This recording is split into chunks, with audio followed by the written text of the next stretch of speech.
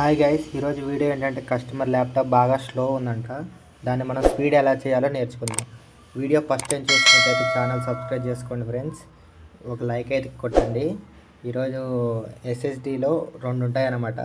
RAM మనం మొబైల్లో ఉన్నప్పుడే 5 GB 6 GB ఎలా ఉంటాయో మన మొబైల్లో, అలా మన ల్యాప్టాప్లో కూడా ఇక 512 SSD 256 SSD అని ఉంటాయి.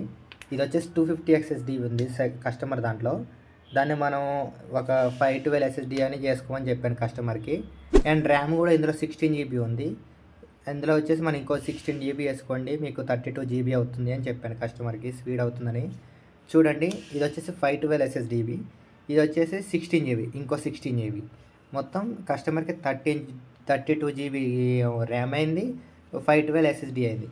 అందువల్ల ఏమవుతుందంటే కస్టమర్కి స్పీడ్ అవుతుంది, డేటా అనేది స్పీడ్ వస్తుంది. నిన్న 256 GB అయితే మొత్తం స్టోరేజ్ ఫుల్ అయిపోయింది.